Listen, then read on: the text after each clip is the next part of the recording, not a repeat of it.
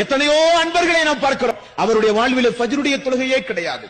எத்தனையோ சகோதரிகளை நாம் பார்க்கிறோம், ஃபஜ்ர் என்பதை அவருடைய வாழ்விலே கேள்விக்குறியானது. எப்பொழுது தூங்கி எழுகிறார்களோ அப்பொழுதுதான் ஃபஜ்ர். அதுவல்ல தொழுகை, அதுவல்ல தொழுகை. அல்லாஹ்வுடைய ரசூல் நமக்கு நஷ்டப்பட்டு விடுவார், மறுமையிலே தூரமாகி விடுவோம். அல்லாஹ்வுடைய ரசூலை விட்டு மறுமையிலே நாம் தூரமாகி விடுவோம். காரணம், தொழுகை என்பது சாதாரணப்பட்ட ஒரு இபாதத் அல்ல.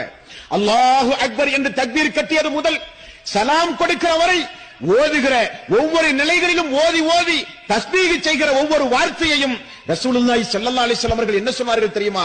தொழுகை என்பது அல்லாஹ்விடத்தில் நடத்தப்படுகிற ஒரு ரகசிய உரையாடல் என்றார்கள். தொழுகை என்பது சாதாரண இபாதத் அல்ல. தொழுகை என்பது அல்லாஹ்விடத்திலே நடத்தப்படுகிற ஒரு ரகசிய உரையாடல்.